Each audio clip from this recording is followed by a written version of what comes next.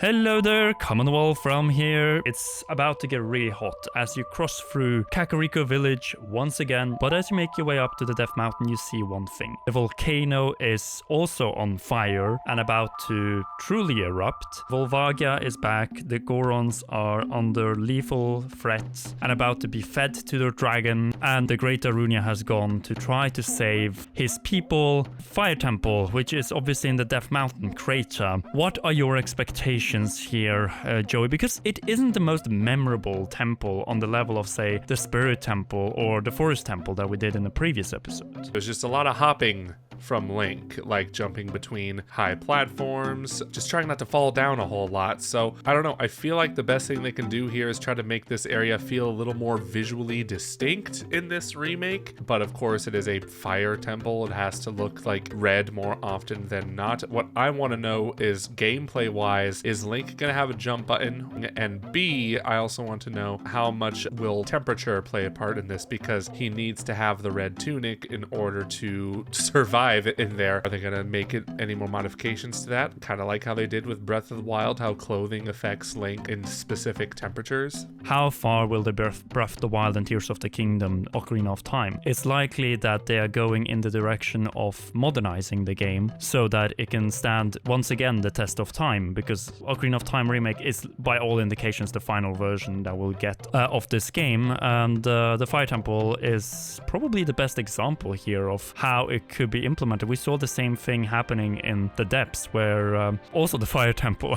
was the same place where you had to watch out and use proper armor. So I do feel like this opening section, you know, with Sheik and then dropping down, seeing the Fire Temple with the big staircase, and then into the chamber where Darunia is seen last time alive before he pretty much sacrifices himself. Volvagia being there, but no Darunia, and then you see him then first in the Chamber of Sages. So they have to apply some changes to this temple. As you say, there's a lot of jumping, but I do feel like they have to maintain the rescue mission that you have in this temple. I feel like there are definitely chambers and areas of this temple that could see changes here, both when it comes to gameplay but also layout. Because the Fire Temple is in many ways really boxy in a way. It does really feel like that N64 dungeon of Ocarina of Time. Until we get to the Water Temple, which we'll not talk about yet, but Fire Temple definitely has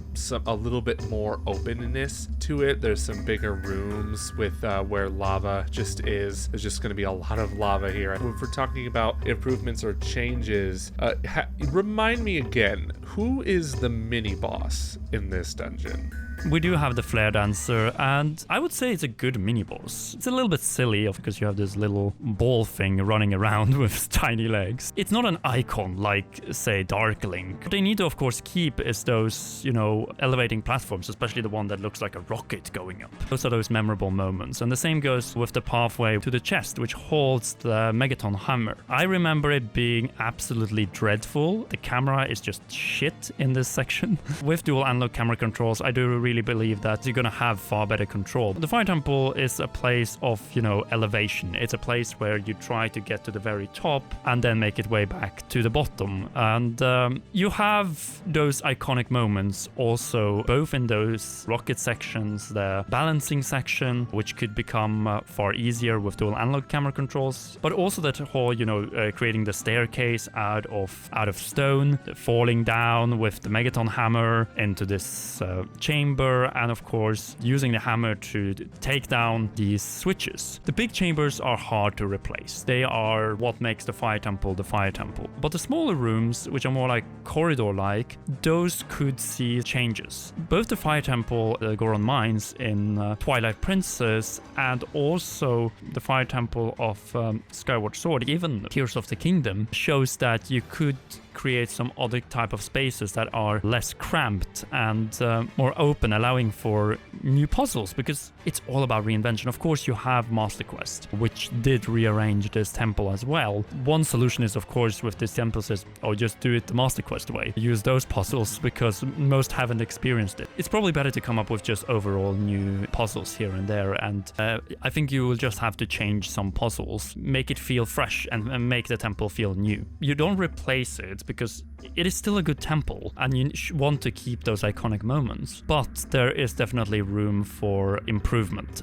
Going on to the Megaton Hammer, it's not a very exciting one. It only has one move, just hammering down. Since then, we've gotten many better hammers in the Zelda series from Wind Waker, so I think they could really shake up what the Megaton Hammer does instead of just being like a simple puzzle tool that can sometimes attack enemies. Maybe make it more of like, I wouldn't say sword replacement, but like make it a little more versatile. Add some enemies like with extra armor that can only be taken off with the hammer, because the Megaton Hammer otherwise is pretty useless aside from those little puzzles and of course the boss in this area. Wind Waker is probably the best example here. That hammer is just so versatile as a weapon as well. It really is good at smashing things. But we also have to remember that the Fire Temple is also the first place where we face the assholes that are the likes, who love to chew up parts of Link's equipment and then throw him out almost butt naked. I do feel like those late dungeon chambers should still stay there, or at least if you replace it, keep the like.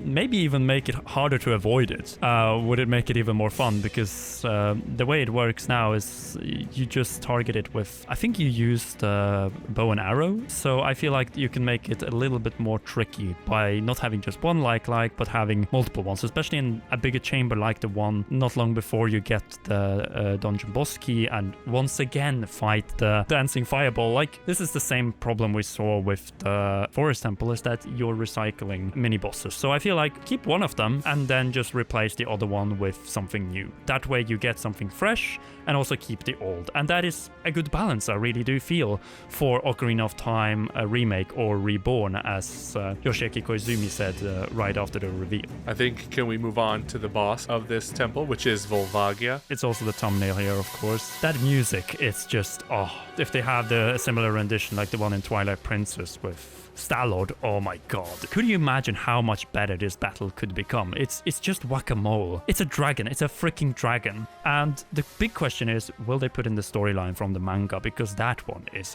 really heartbreaking. Oh man, I don't even know what you're talking about. I don't even know that manga very well. But it is so that Link buy an dragon egg in the child section, and then it turns into Volvagia in the adult section, and then you have to kill the pet you had pretty much in the child section. That's so metal. I love that. It's funny because dynamically the most exciting dragon boss we have had in 3D Zelda 2 of course also has a notorious dragon boss. It's always been a peekaboo boss outside of Twilight Princess, where you had Argarok, and I feel like I would like to actually see this boss reinvented, because you see this cool concept art. I definitely want to see a more engaging boss battle against Volvagia, because what we have there now, it's just whack-a-mole. This whole boss arena could become different. Just imagine that up-resed with 4K visuals, and it doesn't look that fascinating, right? So I also think they have to make Volvagia like somewhat bigger and a little faster while still keeping like the same gameplay mechanic of like peekaboo, whack-a-mole, that kind of thing. It's definitely going to need a bit of tweaking in this regard. There could be elements that could allow Link to just elevate for shorter amounts of time and then use the bow to target, so that you don't just use the Megaton Hammer, but also use the other part of the arsenal that you already have. I want to see a combination of those three items. Yeah, and then of course you get to that section of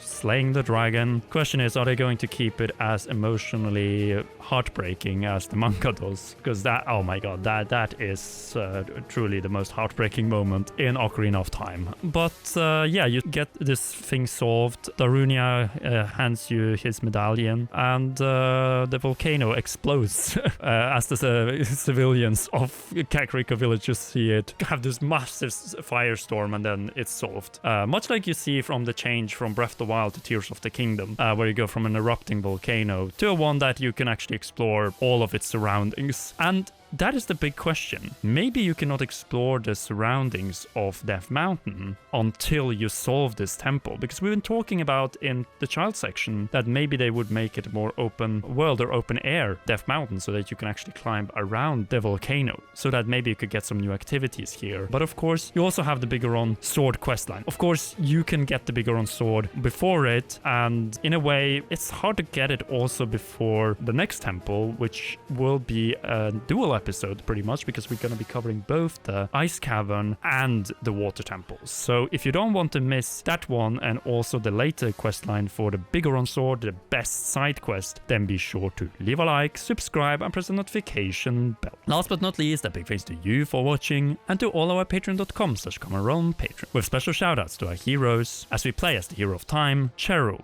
Garrett Hoy, Holly Wolf, and Kintaro. You rock, and please enjoy these awesome videos.